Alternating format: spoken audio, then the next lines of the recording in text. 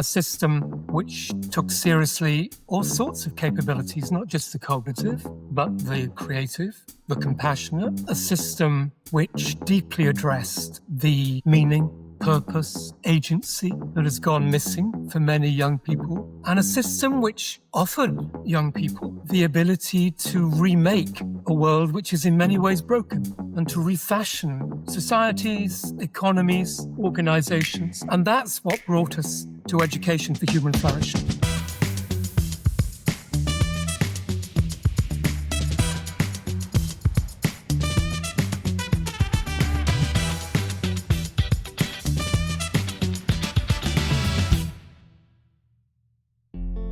As artificial intelligence continues to reshape work, culture, and communication, education systems are being asked to define their value all over again. If the future belongs to machines that can write faster, calculate better, and optimize efficiency better than we can, what exactly are we preparing students for? In a world increasingly driven by automation, the answer may not be more productivity, but more humanity. What if the real promise of education isn't economic at all? What if it's about preparing people not just to compete, but to live well, to form relationships, build communities, ask deep questions, appreciate beauty, and contribute to something larger than themselves? That's the question at the heart of today's episode, and at the heart of growing international effort to reimagine the purpose of public education around the idea of human flourishing. In today's episode, we step into that deeper conversation with two guests who are uniquely positioned to explore it. Michael Stevenson, Senior Advisor at the OECD, has spent years studying high-performing education systems around the world. His current project, Education for Human Flourishing, asks education leaders to center learning not on economic outcomes, but on what it means to live the good life. Our other guest today is Mark Pearmain, Superintendent of Surrey School District, which is one of the largest and most diverse public systems in British Columbia, Canada. He brings a grounded system-level view of how this work might take shape in practice. Together, we explore the philosophical roots of human flourishing, how these ideas can be translated into classrooms, and what it means to educate for purpose, meaning, relationship, and action. We discuss BC's unique competency-based curriculum, how Indigenous and global perspectives can coexist in modern classrooms, and how systems can start making change, even in the face of tight budgets and political pressures. We also wrestle with the role of AI in shaping the future of schools, and the responsibility we have as educators and leaders to ensure that what we build still reflects what we value. This conversation is the first in a series on human flourishing that I hope to continue to do throughout the year, and it also inspired the creation of the first ever Canadian Education Leadership Summit that I'm hosting alongside Michael Stevenson and the Ottawa Carleton School District from November 26th to the 28th in Ottawa. If you're interested and want to learn more, I'd love to hear from you, so please reach out directly. So without further ado, here's my conversation with Michael Stevenson and Mark Pearmain. Michael, Mark, welcome to the Education Matters podcast. Michael, let's start with you. Where does this podcast find you today? Well, I'm in London, in England, just come back from France, and remembering recent travels and recent trips to Canada. So though in London, I feel I'm part of part of your conversation as well. Wonderful. Thank you. Mark, and yourself? I am in my office in beautiful Surrey, British Columbia. Sunny today. I'm looking out the slight wind, green trees, blue sky, and some white clouds. It's pretty idyllic out here. Wonderful, wonderful. So I would have given the audience a proper kind of introduction to our conversation today, how it came about and some of the themes that we've discussed. But let's start for folks that are unfamiliar with your respective work. And if, Michael, you can start by describing your current role and job for the audience. Well, thanks, Jason. I work for the OECD and have done for a number of years. And over that time, I've become interested in the purposes, the deep-lying purposes of education. And I've led a project with some of the high-performing systems around the world which has become called Education for Human Flourishing. That work has reached the point of being clear about what we think, and hope there's a chance today to talk about some of that. But what lies ahead, I think, is a process of discussion, refinement, communication, to see how some of these ideas could actually take in the real world and move from papers to action. Wonderful. And that's certainly what we're going to try to facilitate today, a conversation around just those things. Mark, before we get in a little further into human flourishing, can you give the audience that's unfortunate enough to have not listened to our first interview together a brief description of your career up until this point? Sure. Well, it's nice to be back. So thanks for having me. I'm the superintendent CEO of the Surrey School District out in British Columbia. We're about 83,000 students and 13,000 staff. Largest in the province, and very diverse. We have a beautifully diverse community, about 180 different languages spoken in our community that just is rapidly growing on a very regular basis. I've been an educator in British Columbia for my entire career. Spent about 20 years in Vancouver teaching and also in administrative roles. And then moved to North Vancouver as an assistant superintendent, and then spent about just under 6 years there as superintendent before joining Surrey, where I currently am now, and have the opportunity to work with amazing people like Michael and others in terms of trying to think through what education can look like moving forward, and how we can take some of those concepts and bring them into the Surrey School District and larger areas as well. Thanks for that, Mark. So I want to ask you both, I've been raised by educators. My sisters are educators. My brother and I have spent time as educators. So to me, being around education is almost as natural as breathing, but I'm always really interested in what has led other people to become passionate about education. Michael, can you give us a bit of that background? What led you here? Well, I think there's a kind of formal answer and a better answer, really. The formal answer is that I started out at the BBC in broadcasting. It used to be called public service broadcasting, but I don't think people use that phrase these days. Maybe you're the nearest that anybody comes to public service broadcasting now, Jason, I don't know. And after a time, I became responsible for the BBC's education output. But also its educative output, all the documentaries on television and radio and online. So that kind of gave me the bug. But I think the richer answer is about 15 years ago. I realized that two things were going on at the same time in my own development. I was working by this time for Cisco Systems, and it was all about the brave, bold future of the global internet. And, I was taking switches and routers and the plumbing of the internet, as we used to call it, not very graciously, around the world. So that was me, the 21st century me. And at the same time, my wife and I were beginning to travel around the Mediterranean basin in order to see some of the remarkable ruins of the ancient world, ancient Greece, but particularly the Roman world, Libya, Lebanon, all of those remarkable temples. And I realized that was me as well. That was a kind of older me. And these two concepts of the future and the past sort of came together for me in education. And I began to see that education was both a way of transmitting the best of the past, but also was a way of looking forward to shape, to design, to imagine the future. So I think it was a number of those things coming together that crystallized my intention to stay in education and make a difference. Wonderful. Mark? Well, I love the fact that you traveled around the Mediterranean basin and was essentially educating yourself by actually living it and seeing it. Um, I go back, Jason. I had an amazing experience in school. I just enjoyed myself when I was there. I love the sports. I love the community.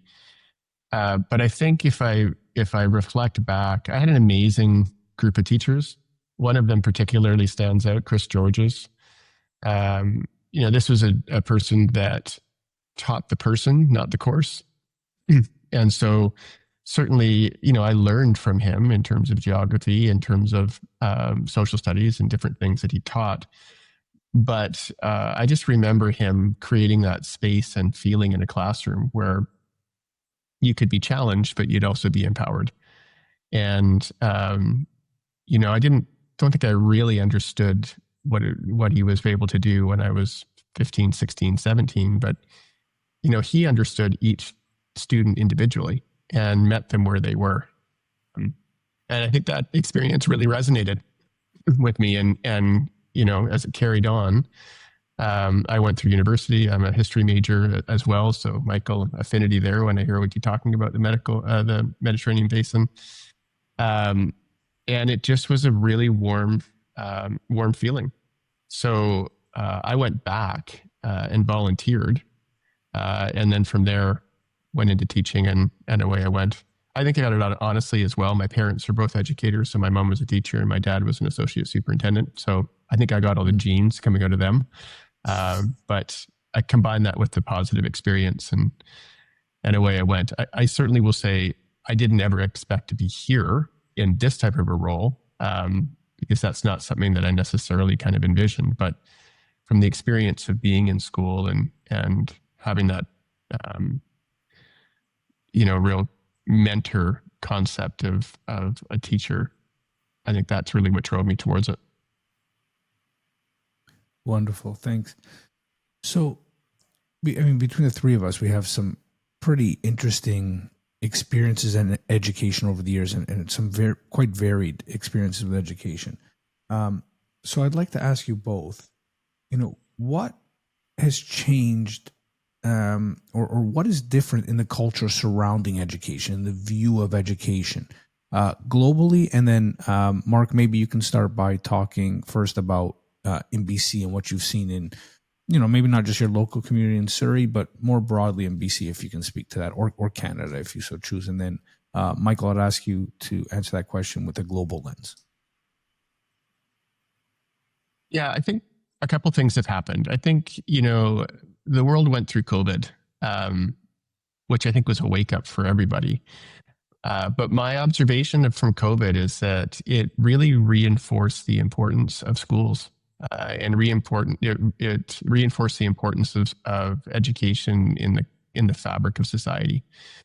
Because what we realized and what we learned is that if schools aren't functioning, your economy doesn't really work.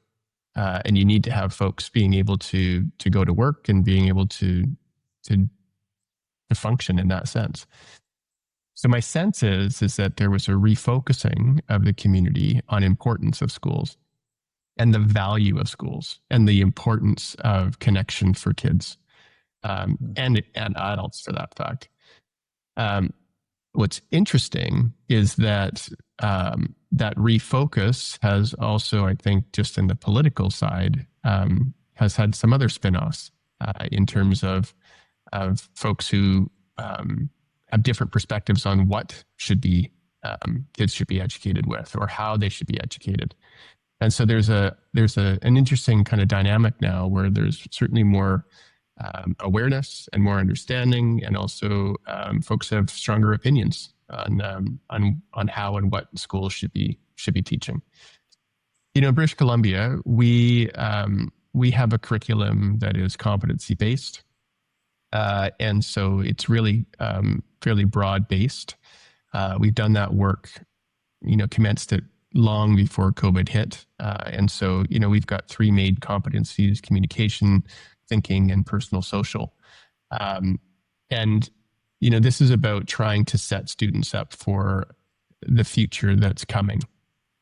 And when I think of human flourishing, human flourishing and where BC is at, or are pretty well aligned. I think human flourishing takes a little bit of a step that,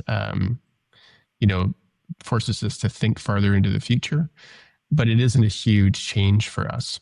And ultimately, we're still in the implementation sense here in British Columbia, because it does take a long time to implement new curriculum and new ways of doing things and assessments and everything else that goes with it. But that's a space that we're at.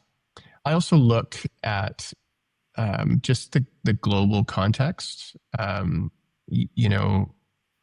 We're in a space now that it seems the understanding of different viewpoints and the respect of different viewpoints and the tolerance of different viewpoints, but also understanding how to communicate with you have a different viewpoint, is becoming more and more and more important, especially with, I think, some of the turmoil that we're seeing globally, some of the realignment, some of the change in politics.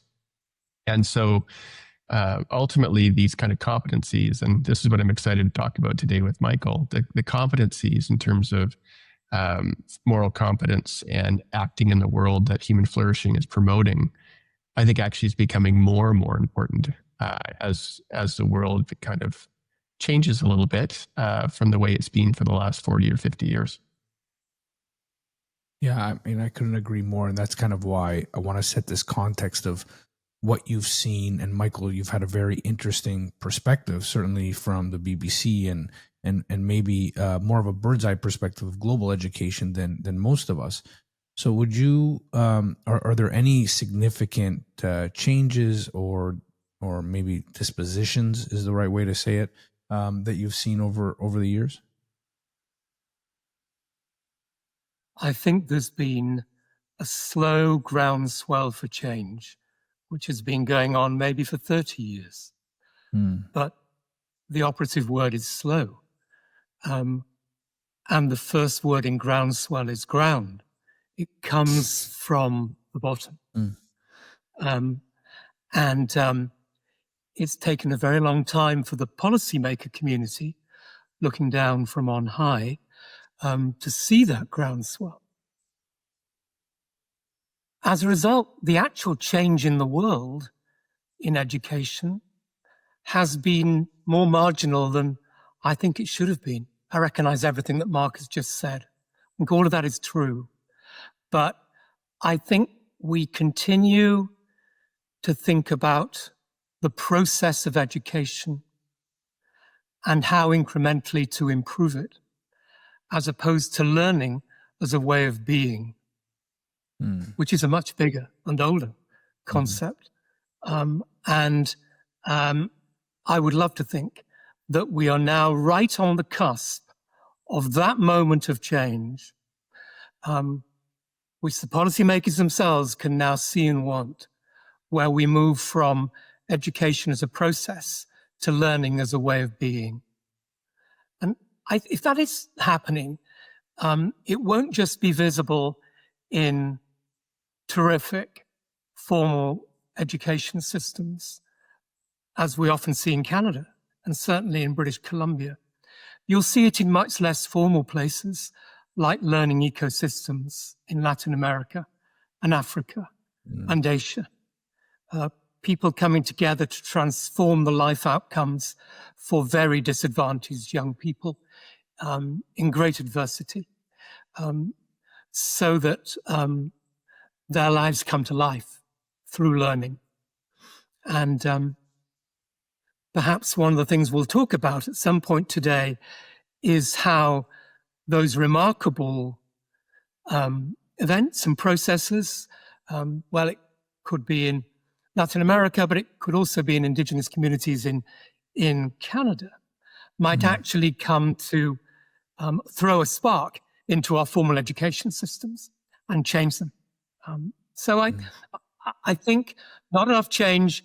I'd love there to have been more, but I think I see a moment in time around now when something's happening. Well, this is certainly music to my ears and that of the audience, which is, really focused on how we start increasing the rate of change around ideas and notions of human flourishing, which we'll get into. But before we, Michael, I want to turn to you and really glean on your expertise in this work. I don't think I've asked a question to both of you. How did you become aware of each other's work? I think it'd be interesting for the audience to know how your relationship came to be. Why don't I start, Michael? So Michael alluded to kind of high-performing systems. And so British Columbia has been connected to Michael's work at the ministry level, and I'll let him speak to that. But the British Columbia Superintendents Association asked Michael to come and speak to our summer gathering about human flourishing and the opportunity to understand a little bit of the work that the OECD is doing, as well as the Ministry of Education. I have also been able to have just, tangentially connections or understanding of what Michael's been doing just through other connections. I've had the opportunity to go to Finland and Estonia and some of the other high-performing jurisdictions and get a sense of how they work and what they're wrestling with. And so for me personally, when Michael came to BCSSA and spoke in August up at Whistler, it was finally meeting the person in person and hearing a little bit about it, and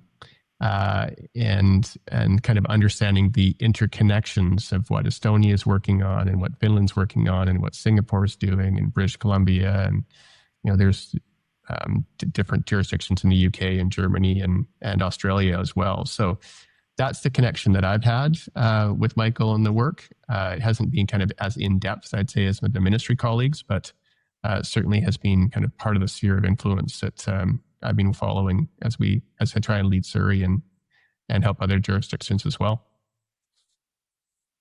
Yeah, I mean, you don't have to go very far in the world before someone's talking about Surrey in British Columbia as an absolutely remarkable, forward-looking system. So Mark's reputation had gone before him for me, and I agree that I showed up in Whistler mid-August. My police statement corroborates totally with Mark's on that. But these last 5 or 6 years, no doubt we'll come on to this, but the OECD has been working with a number of high-performing education systems to think through new purposes for education. And British Columbia has been on that journey right from the beginning. It's moved through slightly different personnel. Different people have represented it over that period, bringing different perspectives. But just as Surrey is listened to in the world, so is BC. And it may be just one jurisdiction amongst a number in Canada. But I think that the way British Columbia has thought about what teaching and learning really is and should be in our times has set it aside in the world conversation. So for me personally, it's been an amazing experience to have gone through this work with British Columbia as one of this core group of innovative systems trying to think new thoughts about the future of education. Wonderful. So if we can turn to the notion of human flourishing in education, Michael, can you maybe start by defining what it means, human flourishing? Yeah, I could have a go at defining it very simply, and then just, offer a short argument that stands behind it about why it's important in education. I mean, whether you're talking about Western traditions of thought, Eastern traditions of thought, Indigenous traditions, people talk about the same concepts when they talk about human flourishing. They talk about happiness, about meaning, about relationships, and about accomplishment. And when they talk about accomplishment, they don't wave grade certificates in your face. They're talking about any form of accomplishment that means something to them and to others. So that's human flourishing in a way. And it's a very long way, isn't it, from what education has been these many, many years. Not always, but certainly I would say the last 100 and more years. The high-performing systems agreed quickly that the purpose of education for too long has not been human flourishing, it's been employment. It's been getting young people into jobs, which is important, but it's not enough.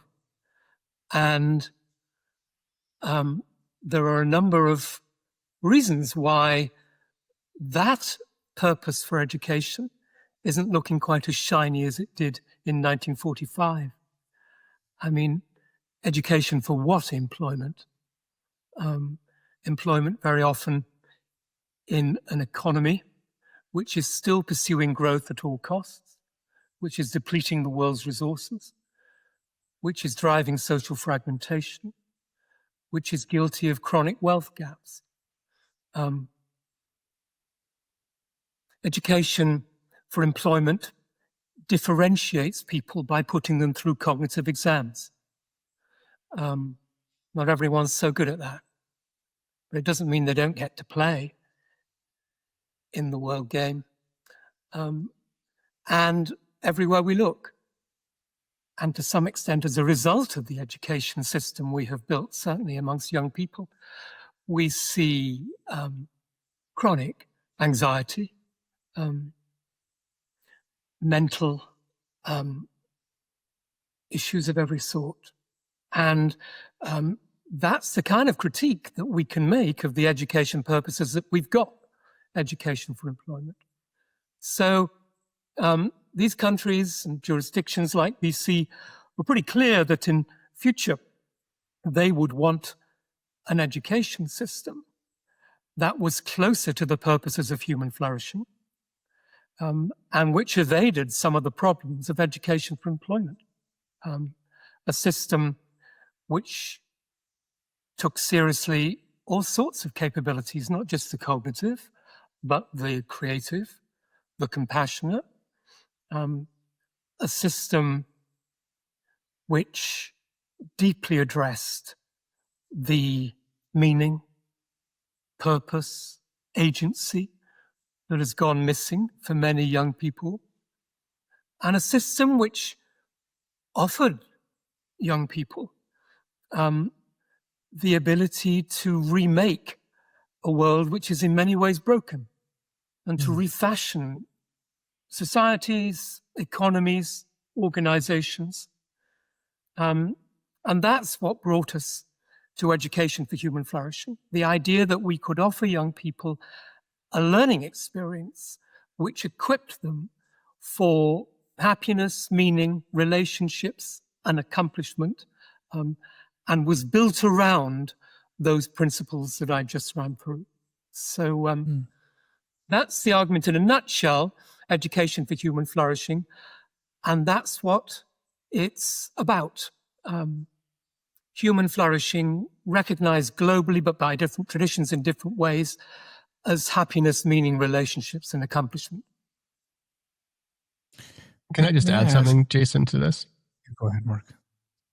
Well, one of the things that I just want to make also crystal clear and foundational to this is that students can read and do mathematics and write.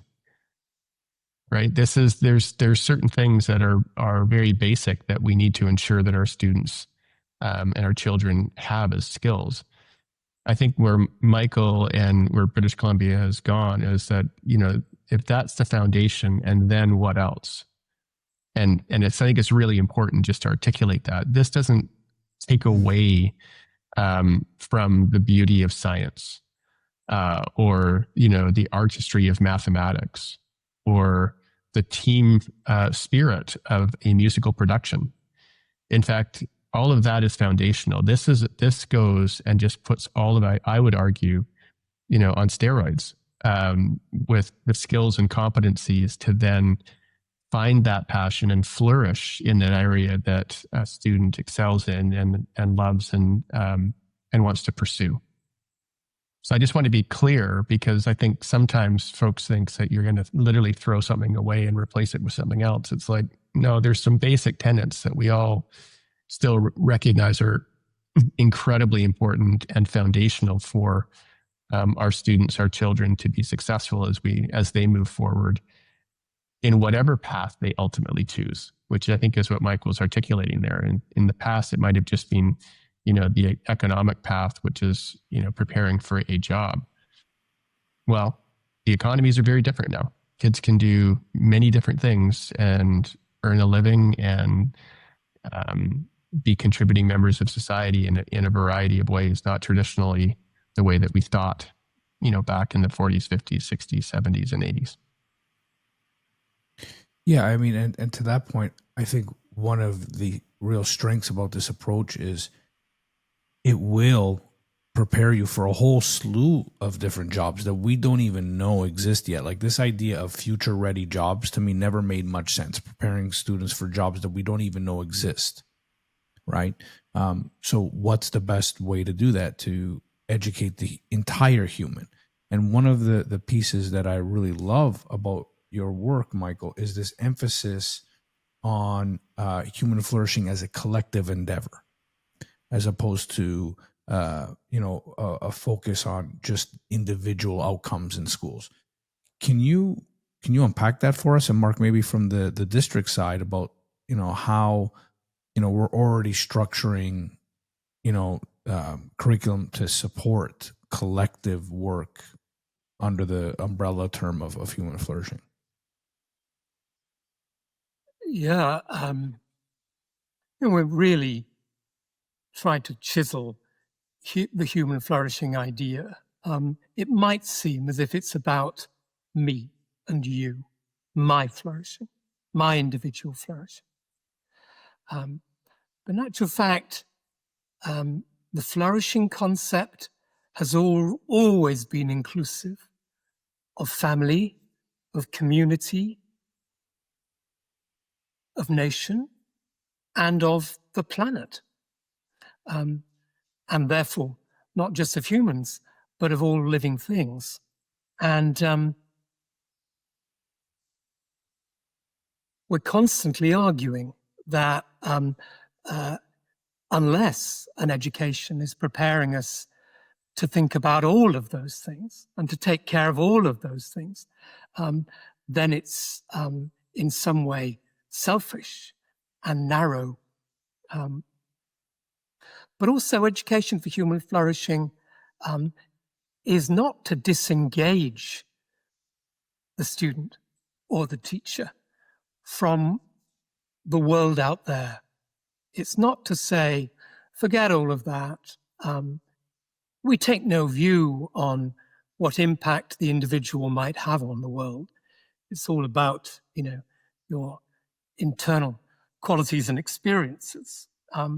Education for human flourishing, to that extent, is a profoundly engaged proposition, and engaged with the challenges of our time. So unless an education for human flourishing perspective is equipping young people to build the next generation of participative democracies, the real regenerative economy, then it's not working. Then it's not enough.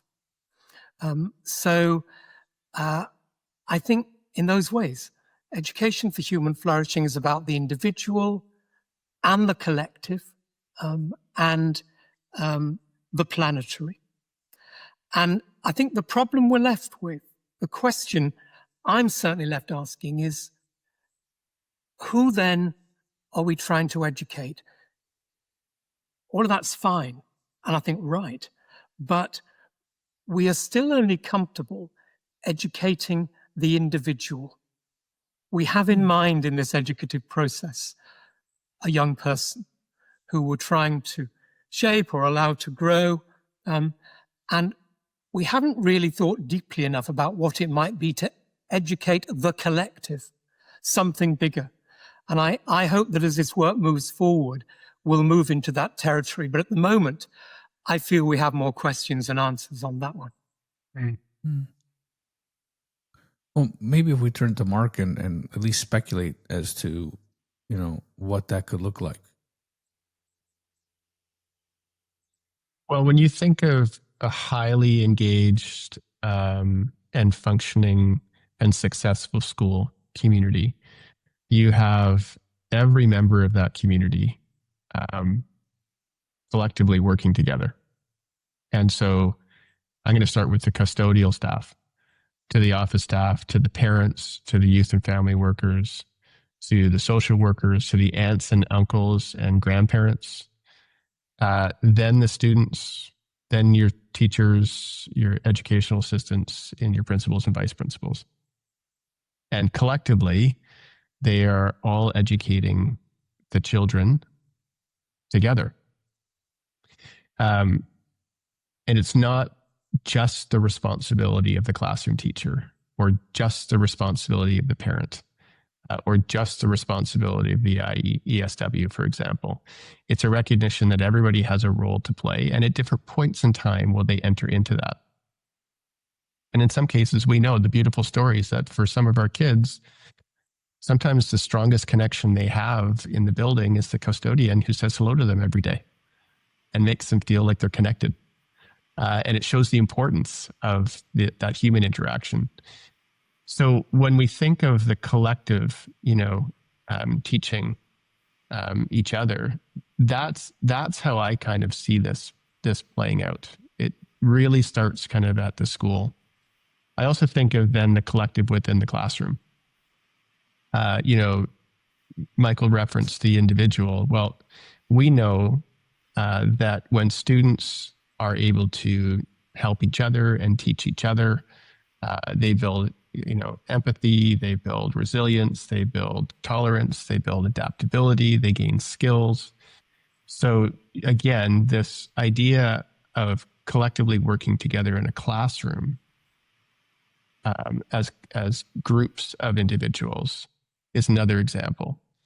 So I want to be clear. I don't see this as a really, monumentally difficult task. This actually, in terms of fundamentally what we do in good schools, is already happening. But it is putting a little bit more of a framework in terms of maybe the why behind it. The other thing that I just want to maybe just, articulate is that I think one of the things that is often lost is the student voice in this. So we need to remember that we serve our students. That's why we're there. And what's super intriguing to me is the opportunity for students to start to have voice in human flourishing and their definition of what it looks like as well. I think of artificial intelligence and how that's being in our society and what we're going to do in the school system, how we're going to actually,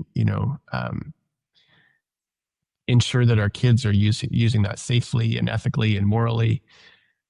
Okay, well, what better group to ask than the students?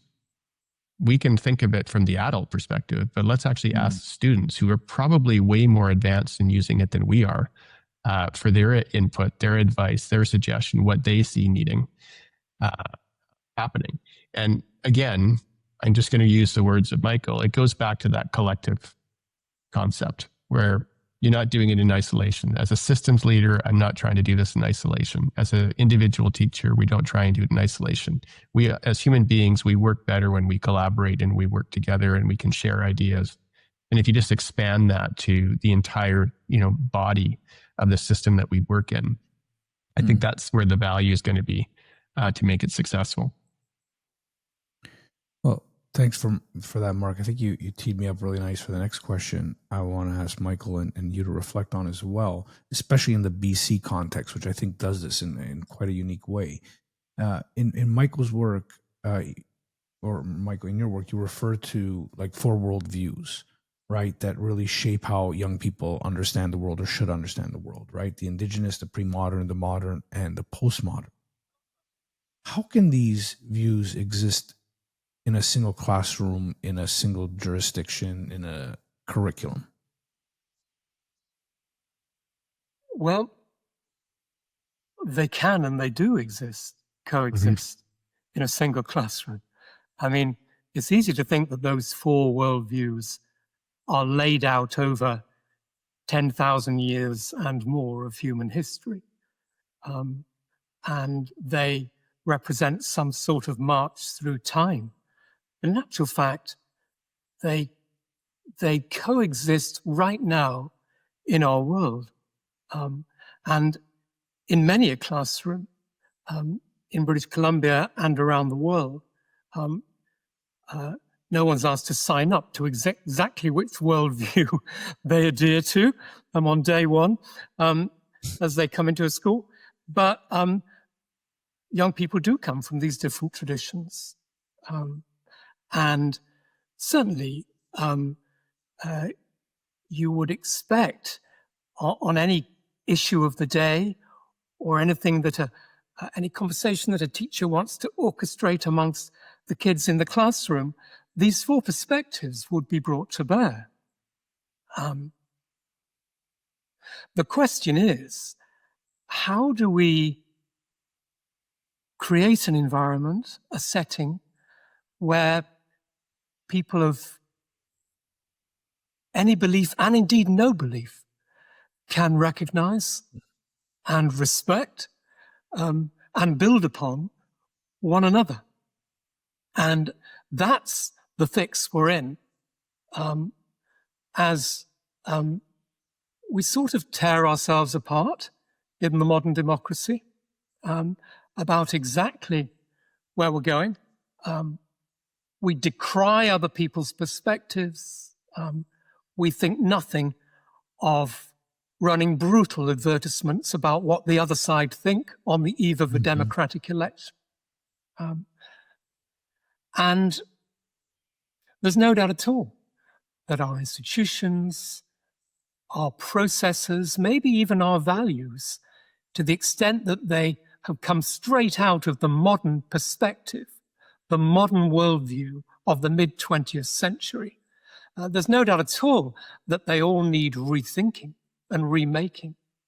The question is how we do that and how we draw on the perspectives of everybody respectfully to build the new.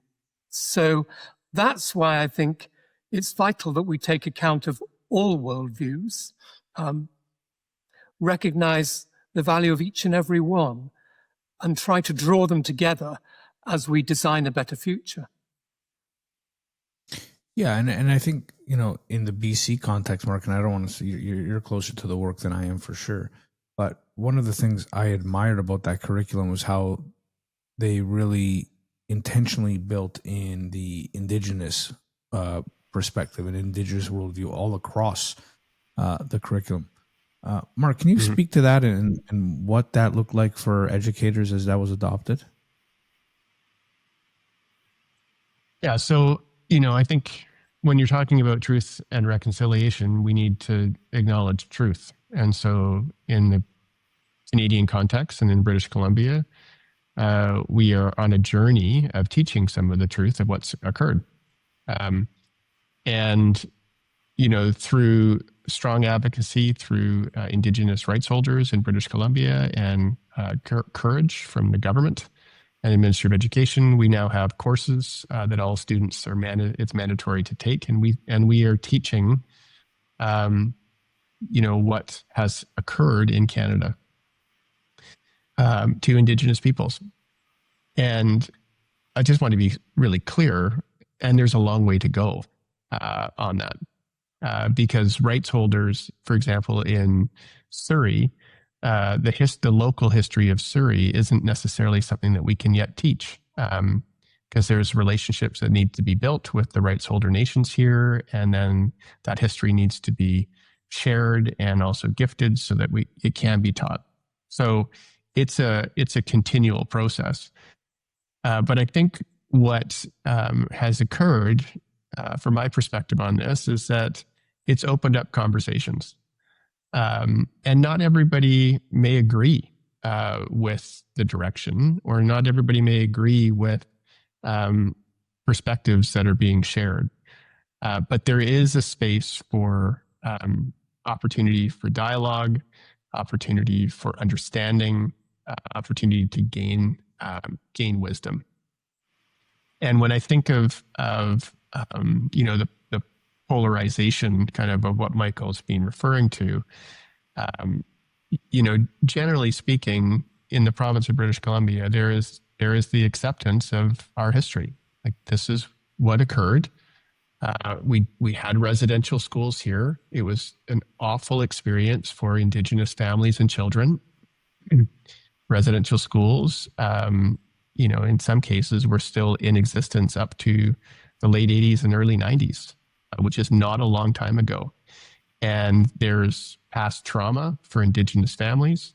And as such, our system has to and continues to need to adapt how we do things in acknowledgement of some of those past traumas of individuals, which is passed on through generations to generations. And if we think of flourishing of young people, you need to recognize that if families have intergenerational trauma from a system or from a previous system, then the current system needs to acknowledge and recognize and try and meet your students and their families in a place that doesn't reinforce the trauma, but actually begins to reinforce a new path, which allows for students to be successful, to flourish, and ultimately change the trajectory. And so, I think, again, in a very diverse communities across Canada, across the world, it's a recognition exactly that Michael was referring to, that students are coming in with different worldviews, different experiences, different maybe global experiences. And yes, there's a space in terms of helping folks understand how our system works. And there's a space of understanding, let's hear about your past experiences, which will allow us to be able to help you integrate into this system. And maybe the system changes to help you integrate so that you can be successful. And I think for me personally, that's where the opportunity is. I'm not going to say it's not a lot of work. It is a lot of work. And it's hard sometimes, and it can be messy. But there's also opportunity in understanding, if you take a look at your system through another person's eyes and the feedback that they're giving you, it can show you where there are some blind spots that you have that you need to acknowledge and adapt and change and be able to hopefully improve. Again, with a common belief that we want everybody to be successful. And, if I'm using Michael's language, for people to flourish and be flourishing in their life and ultimately for their children's life when they grow up and become adults. Well, I loved how you emphasized that renewal process of understanding even historical events, right? And I think that is something that is happening beyond BC and across the country. And I've had many of those conversations with folks. And this is probably a good opportunity to talk about some of the 5 competencies, Michael, that you focus on, because ethical competence is one of those. Adaptive problem solving, understanding the world, appreciating the world, and acting in the world. Can you kind of articulate for us why these are so important? I'll have a go. And just to go back to something Mark emphasized a few minutes ago, we know what we're building on. The foundational literacies, the maths, science, the reading, nowadays the social and emotional skills. That's the foundation. The question is, what do we want to build on that foundation? And that's where we come to these competencies. And just before I say a word about them, just to underline that the thought with those competencies is that they might enable young people to reach to a view of human flourishing around accomplishment and meaning and happiness and relationships. So what are the competencies that go in the middle, stand on the foundations, and allow us to reach for the stars? We thought of 5, but I think perhaps the one you mentioned last, Jason, is the most important. And that's what we've called acting in the world. Finding your purpose, your intent, and pursuing purpose intent through activities that really mean something to you and to others. And in a way, there's a chance to figure that out in the education setting, to pursue all of that, whether it's through academic studies or volunteering, service, sport, or art, or whatever it may be, but then to do it for real in life. But we think that acting in the world should draw on two very important other competencies. One is adaptive problem solving. That ability to take every problem you ever solved that's somewhere else, in some other discipline, and to transfer that expertise into a new problem, maybe a problem which has barely been defined, and to bring to it disciplinary and interdisciplinary knowledge and skills, but also the ability to regulate one's emotions, to stay on task, all of those important things. But equally important, how can you act in the world unless you have an ethical bearing, unless you can weigh the interests and needs of others, those you know and those you don't, so that the way you act takes the fullest possible account of the world as a whole. So that's three. But you could also say that acting in the world is itself just one of three meaning-making competencies. And one of the real emphases that kicked into this work over the last 18 months at the request of the countries was to really focus on meaning-making, the meaning that's gone missing in too many lives. So if acting in the world gives you that sense of meaning through what you're doing, then the other two would be understanding the world, and we've talked a little about that. That's the ability to recognize and reconcile other worldviews, and then appreciating the world. And that, for want of a better word, is aesthetics.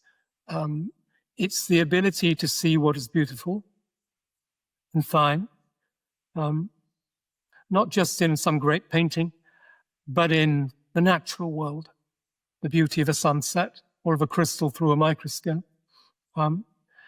And to see that beauty and to ask yourself, well, what does that mean for me? How do I frame the world, and how am I prepared to reframe it in the light of that extraordinary experience, whatever it may be? So that's three meaning-making competencies, which those two which stand behind the third, acting in the world. So that, I think, is how we thought about these competencies. But in a sense, what it all comes down to is building agency, the agency of every one of us, in a way that restores our sense of meaning, but actually sets us up to make a contribution, and to try to rebuild, I said it before, what's broken, our organizations, our societies, our economies. So I think that's what's at the core of the five competencies which go together to make up education for human flourishing.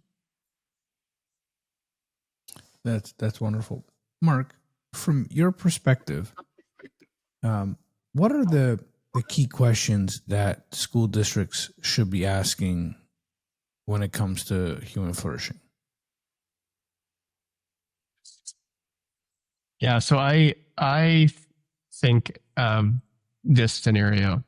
So a kindergarten student that enters this coming September of 2025 is going to leave our system in 2038. And so when you think of what society will look like, what competencies and skills they're going to need to be successful and to flourish, what experiences we want them to have, what will AI look like in the day-to-day function of society. Obviously, we can't imagine what that society will look like. But I do know that it's not going to be what it's like today. So if I just take a basic example, if we think of artificial intelligence and how quickly it's moving, it's basically at the first step today. And in 2038, it's going to be very different. And so I think of the fact that, how a student is able to act in the world, to me, means what are the competencies that they need to have? They need to be able to do this. They need to be able to have a conversation, either in person or virtually, where they're learning from one another, or maybe they're disagreeing with one another, but they're having discourse and dialogue. They're going to need to be able to to know how to work collaboratively, both in person and I believe virtually, and those skill sets of doing that. And that goes hand in glove with the fact that they may be working collaboratively with someone who has a completely different worldview from them, and being able to find what is common amongst them with their worldviews. They need to be able to critically think and analyze data to ensure that they're not just taking something from, let's say, an artificial intelligence platform, or maybe it's a book, without actually critically analyzing, is this correct? Have I cross-referenced what the information is telling me? Am I aware of the bias that may be already there from that information that's being provided? And then they need to be able to communicate. And they need to be able to communicate this well. And I think all of this kind of gets into what Michael is talking about, which is as the world continues to technologically change as quickly as it is, and will they be able to recognize what's good for them emotionally and spiritually and physically and mentally for their health? And will they be able to take that time, if there's a beautiful sunset, to be able to actually pause and enjoy the sunset and be able to actually just see the natural surrounding that they're in? And, when I think of school districts today, I think of some of us are working through austerity budgets or challenging budget cycles. Some of us are working in circumstances where curriculum hasn't been modernized. I happen to be in a province where it has been, but there are other jurisdictions where it hasn't. But I believe that when you, as leaders, as a system leader, part of our job is to manage the system as it currently stands, to ensure that the budgets are there, that we're doing what we need to be doing, and thinking forward to what a student in 2038 is going to be graduating in, and ensuring that they have the right competency, skills, knowledge to be successful in whatever they choose to do. And so for me, when I think of human flourishing, and I think of the competencies that Michael has referenced, they align very closely with British Columbia competencies. But if I think of jurisdictions that don't have our curriculum, this is something that actually gives a little bit of a framework for senior leaders to be thinking about as they try and drive their systems forward to prepare the kids for 2038 or 2030 or 2028. And I think this is spaces and conversations that they can have now with some work that's being done by the OECD and with organizations that do kind of have forward-looking systems, which can be used as that framework to drive some conversations and hopefully set up all kids to be able to have that opportunity. And that's the tension that senior leaders play in. We need to be in the now, and we have to be thinking about the future. And the now, whilst incredibly important, can't supersede the work that we need to do to set up our systems for the future to ensure that our kids are going to be successful and flourishing. I think that's a really key tension that needs to be acknowledged. And for me, this work is a place that I think can drive some conversation forward. So Mark, I know we want to ask Michael in just a minute, like, what are some of these high-performing systems doing effectively when it comes to, human flourishing and making this a kind of new kind of paradigm to how we educate and how we view education. But what do your instincts tell you as the locus of change in a school district? Is it like teacher PD, principal PD, or work with senior leaders? Because I do feel that what you just articulated is more the norm, is that everyone is so busy running the day-to-day of their building. Like when you talk to a school principal, and we have all these ideas, we really want them to be this lead learner of the school. But they have so many little things that are taking up their time. Like I think we talked about this months ago, and a number of principals I've interviewed since have mentioned as well that they spend so much time just being a supply teacher in their own school in cleaning up the yard because someone's got to do it, and it always ends up falling on the principal. So that's just a long way of me kind of articulating the situation on the ground. But what's your instinct for where we start to make progress? And then we'll ask Michael as to where he's seen the work happening. Well, I think where you start to make progress is that you need to actually start having conversations. And so superintendents or directors have the opportunity when they are working with their principals and vice principals to be speaking about management items that have to be done. And they can start to talk a little bit about what they're visioning and what they think they need to be working towards. Because when you really get down to it, if you talk to a parent of a kindergarten student, going into school now, what are they going to tell you? They want their kids to be happy, healthy, successful, have a successful school environment, and be ready, whatever that means, for their opportunities when they leave K-12, if it's post-secondary or work. And so if you actually take that last part, that's the part that ultimately we need to be thinking about in that forward-looking perspective. So if I take it back to Michael came to Whistler. I think it was a very whirlwind trip for you. You flew in on the Wednesday night. You were with us the Thursday, Friday, and you were out the door on the Friday evening. But he spoke about us having to be thinking differently. And that, if we want the world to be a better place, which is also somewhat self-serving for us and for our kids, we need to be thinking not just in the now, but in the future. And sometimes, a superintendent or a director, that is the opportunity that we have to be able to have those conversations. But I don't think those conversations just need to be had behind closed doors. I think you need to start to engage them in your writing. I think you need to engage them with your students. I think you need to engage them in your community. And so if I think of Surrey, where we're really starting to try and take this conversation, is we're using it through the mode of artificial intelligence, because we know we can't simply bury our head and hope that AI goes away, because it's not.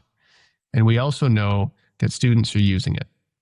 And we know that some of our staff are using it. So if that's the case, let's now start to have the conversation about, well, how do we use artificial intelligence in a way that is ethically strong, that will actually ideally be in benefit of community, and is utilized by students as a thought partner or to enhance their learning, not to simply just have an essay churned out and submitted as it's your own work. Because we know that it's going to continue, right? Yeah, Mark, and I think that's a great point. I think AI is absolutely eating alive the old educational structure. Everything that we've tested for and organized around assessment is what AI does very well. So, Michael, maybe let me ask you this question before turning over to Mark, so he can ask you a number of questions from the district perspective. And so our superintendent colleagues listening to this can get some insight for their roles.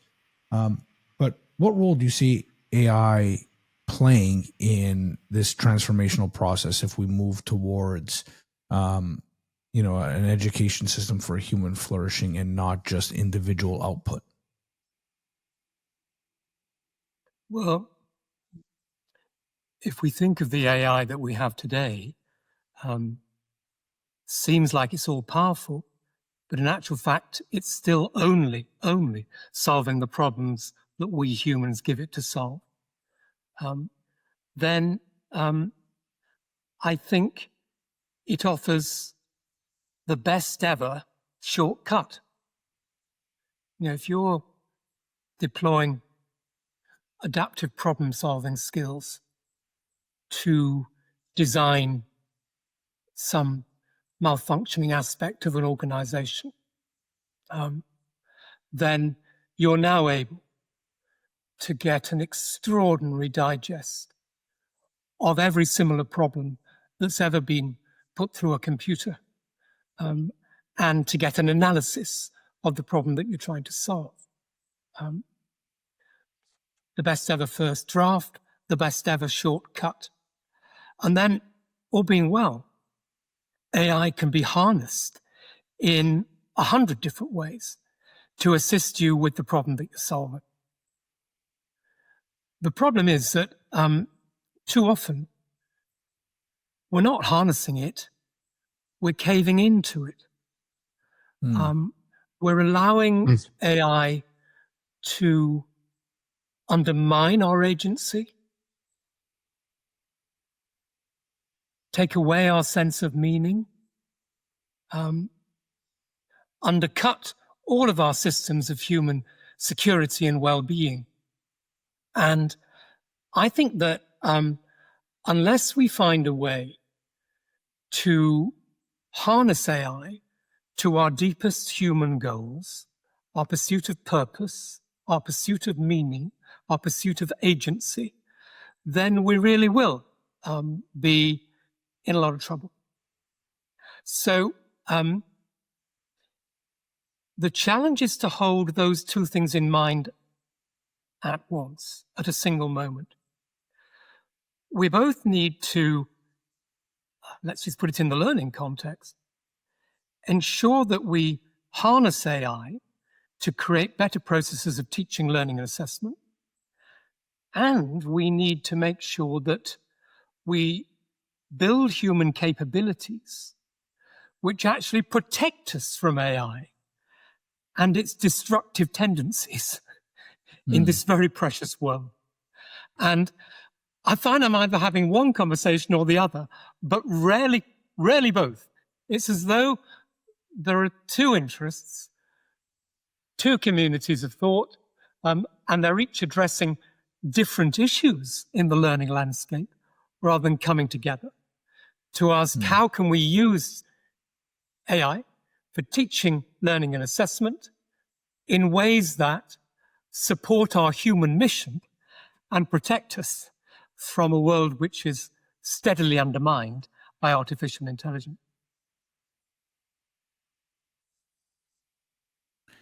I think that's a great answer. And I think, Mark, and the work that a lot of our colleagues across the country are doing is erring on the side of starting to understand it first, right? I think that's the starting point. And then you can have both those perspectives and those debates. And I know students are eager to have those, but maybe this is a conversation for another day where we really dive into the way that AI is helping reshape, for better or worse, or both, the education system. But I want to provide some time for Mark to ask Michael any questions from the systems perspective. And Michael, so I think of colleagues that don't get the opportunity to necessarily travel, right? So I know that you've you're kind of all over the place. You're in South America, you're over in Estonia and Finland and different places, and you're seeing these jurisdictions that are doing incredibly well. So my question is really, how do systems leaders who don't have the opportunity to get the exposure to other jurisdictions that is really pushing forward on this? And you also referenced non-systems. You referenced actually smaller communities. How do they and where should they be getting exposed to some of these exemplars in terms of processes to begin to implement this into their system? What are some initial thoughts for folks to be able to continue to get exposed and be inspired, and also to learn from others so that they can start to bring this impactful work into their systems?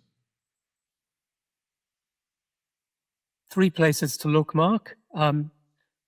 First, look in Finland.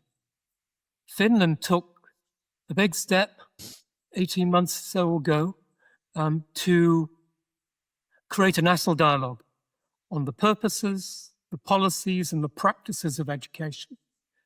This is the Finland that was best in PISA in 2000 and 2003 without ever quite knowing why. Mm-hmm. Then saw its maths and science scores steadily drift downwards. Not too far, still pretty good, but drifting downwards. And they had the guts to say, let's just open this up and talk about it at national level. And it took a brave permanent Secretary of Education, the most senior official in the Finnish system, Anita Leikoinen, to make sure that that was the debate that has happened. Not an easy debate. People have said, well, what happens to the basics? Are you really saying that kids don't need maths anymore? No. Others said, so education for human flourishing, is this instead of jobs? Did somebody just cancel the productive economy? Well, no. But in a world where Finnish GDP is projected to grow at only 0.5% a year for quite a long time, it seemed to them to be worth asking whether there was another way of nurturing human capability rather than the old way of, education for the jobs of yesteryear. So if you're looking at a national conversation, you'd go and see how the Finns are doing it, and they're doing it right now. If you were looking at where it's actually happening on the ground, you might not go to a national ministry at all. You might go to some quite affluent schools. Maybe there are some of them in your district, Mark, but I'm thinking of a school like Wellington College in England, an affluent school, but one which has been pursuing ideas of agency, purpose, human fulfillment, human meaning, even human love for quite a long time. And doing that not just in one fee-based college in the south of England, but with 45 state-funded partner schools and with other international schools around the world. But that's just the top end of the market, where you can see some of these models already playing out. But just as you said, you might also go to Latin America, where there's an awful lot less money to be thrown at education. But something like Fundación Mi Sangre, which is a remarkable organization in Medellin, in Colombia, learning circles for young people, often very vulnerable in a post-Civil War society. Learning circles where young people sit down with former guerrilla fighters, with employers, with business people, with policymakers, and using competencies very like the ones we've been talking about on this call, though not with those titles. They are seeking to build peaceable societies for the future. And in many ways, the real genesis, the real inspiration for some of the things we've been talking about, education for human flourishing, may as much lie there as they do in our formal systems. And, final thought on this. If you were an education policymaker looking across the whole thing over the next 25 years, you might think, well, perhaps my job just got a little broader, that it's not simply shaping up and resourcing, tweaking the formal education system, our schools, our colleges. But as much as that, it is encouraging non-formal learning of the kind I've just been describing in Medellin, so that young people of tomorrow are grounded in both of those remarkable experiences. Education for human flourishing isn't a million miles from what we do at our best today, but it's an awful lot more learning than we often put into a 9 till 4 formal education experience. Do we need a broader concept that also draws on non-formal learning in order to really create the experience from which our young people will benefit? And let's just acknowledge, we know that our students are learning each and every moment as soon as they leave the classroom, right? They have cell phones that they might be on social media, they're on vlogs, or on YouTubes, or on TikTok. Like, all of that is happening consistently. So it's a matter of, as you say, recognizing the time and place isn't just between four walls in a school building. I also just want to acknowledge, Jason, for maybe some of your viewers here, some of the criticisms that you sometimes would hear about Finland is that it was a very homogeneous society. It was pretty straightforward. But, the work that they're doing there is also now based off of the fact that their demographics are changing and that society is changing.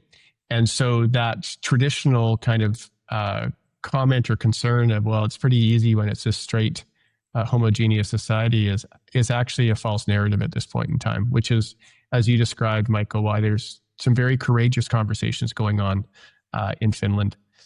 I also just want to thank you for that, because, in many cases, it's hard for the practitioners to understand where to look. And so you've given us, 3 examples, frankly, that we can go and start to take a look into and dig around. There's also other jurisdictions out there. Estonia is doing some pretty neat work as well in terms of trying to revamp their system. Obviously, there's opportunity out in British Columbia. I can certainly speak on behalf of my colleagues. We're happy to share some of the work we're doing. And Singapore is another one that continues to push forward. The other question I have for you is just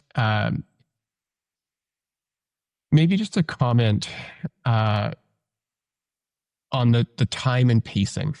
Because as a practitioner, as a leader, sometimes we're either through boards or through expectations driven to get things done, immediately.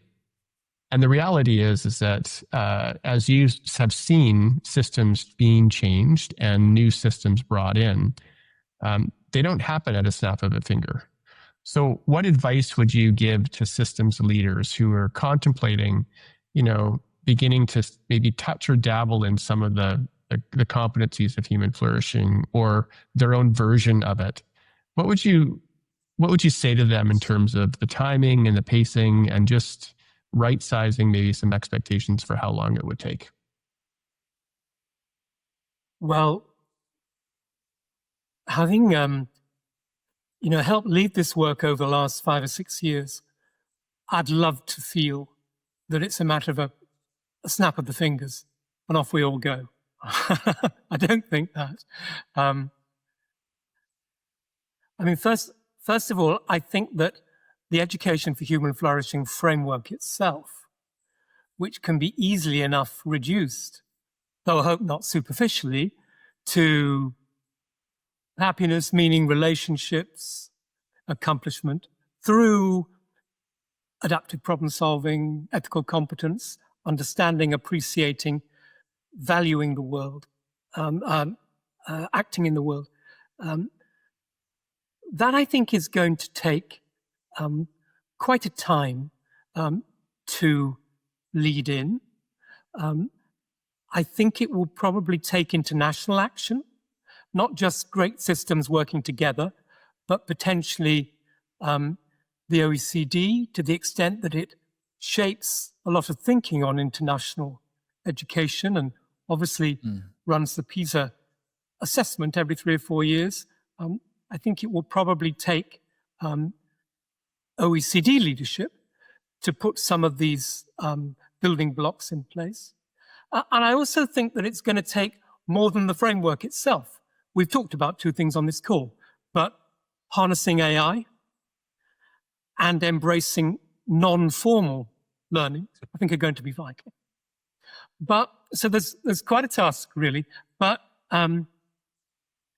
above all, it won't work while it's just a policy mandate. It may be a great policy, but while it's just a policy mandate, I think it's going to, it could founder. And it will take individual institutions on the ground having a go and making their version of this true to their values and their instincts and what their people, be they staff or other staff, teaching staff or other staff, what they want to do. So I think it's going to be now a new groundswell, a word I used at the beginning of this call, a new groundswell that really gets inspired around the human flourishing concept and begins to put it in place in classes, in schools, in districts, that gives us all something to look at and convinces us that alongside that national and international policy-making drive, there is real practical change on the ground that can realize this stuff. But Rome, a favorite place of mine, as I said at the beginning, was not built famously in a day. So I take it that this is a direction of travel over 10 to 15 years, not, as I say, a snap of the fingers. And I think that's a great message for folks just to hear, because, this is something that you can begin to implement slowly by conversation and creating that culture in a district or in a classroom to start to build it out. So thank you for that. Thanks, Jason. Well, thanks for that, Mark, as well. And Michael, what I wanted to say as someone with direct Italian lineage, I would say maybe the better metaphor than Rome is kind of the Greek archipelago, which my family are Sicilian, so we were part of that. Just in the sense that you kind of have these disparate but connected ideas. So with that, let me ask you each one more question, somewhat separate but related. Michael, I've heard you speak about connecting some of these innovative education systems across the globe. What would that look like, and how can we begin to facilitate that kind of global participation?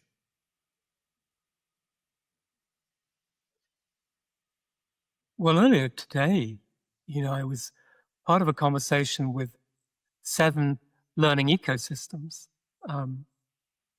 in Latin America, in Asia, in Africa. And the conversation was, we're all pretty good at what we do, and that's why we're here, but how do we do it together? And how can we share our very best practices? And in this case, the conversation happened to be about our old friends' measurements and, proving it to policymakers. But it could have been about any dimension of their work. And there is something powerful about great but still aspirational systems and institutions that stretch over cultural and geographical, even political boundaries in order to learn together. I think that the OECD has been quite good at facilitating that at national policymaker level.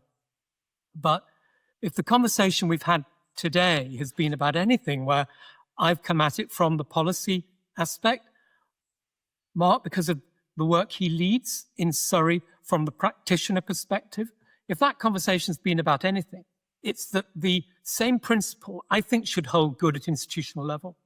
And it's about how some of the best schools, groups of schools, facing very similar hopes and challenges around the world, could come together to accelerate the process. I'd love to feel that this could become a way of doing things in education, not just at national, but also at profoundly local level.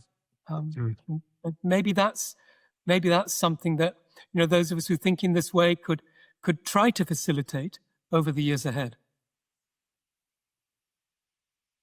Thank you, Michael. And so, Mark, I want to ask you the inverse of that question.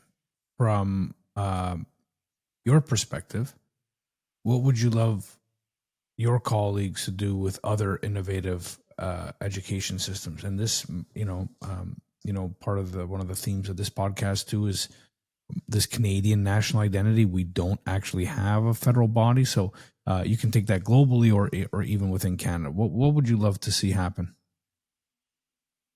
Yeah, I think, we sometimes just get stuck in our own little world. And when you can get pulled out and experience an opportunity to work with other leaders and hear their story, or even actually go and embed yourself for a couple of days in their system as a critical friend, there's real value there. And I think what is really powerful, obviously Canada is a huge country, and so we're very diverse in terms of our systems. There's a lot of similarities, but we're also quite diverse in how we do it. But it would be fascinating as well to have the opportunity to bring or to visit other jurisdictions where you do get to kind of have that global perspective. Because, what's happening in Latin America, for example, from a technological perspective, they may be way more advanced than what we're doing anywhere in North America, because frankly, they've had to, and we haven't.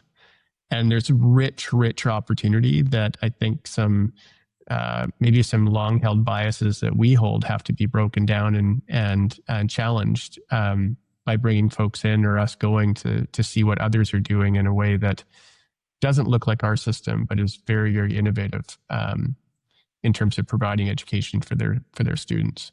So I think there's real value there, Jason, and I think that how we go about doing it, that's a pretty open-ended question. But again, from someone who's had experience of seeing different jurisdictions, it's a very powerful and rich professional development learning experience for any leader. Well, I know I can certainly spend another several hours with the two of you, just learning from all of your experience and from this mission that I'm totally bought into. It taps right back into my my humanistic traditions and back to the literature of Greece and Rome that I love so much. So thank you for your time, and we'll have to do this again. So thank you. Thank you. Thank you. This podcast is recorded on the Territory and Treaty 13 lands of the Mississaugas of the Credit First Nation and on the traditional territory of the Huron-Wendat and the Haudenosaunee. The show is edited and produced by the marvelous and talented Andrew Mastroianni. If you like what you're hearing, make sure you subscribe to us on Spotify or wherever you listen to your podcast. Until next time, remember, there's absolutely no inevitability as long as there's a willingness to contemplate what's happening. I'm your host, Jason Buccheri. Until next time.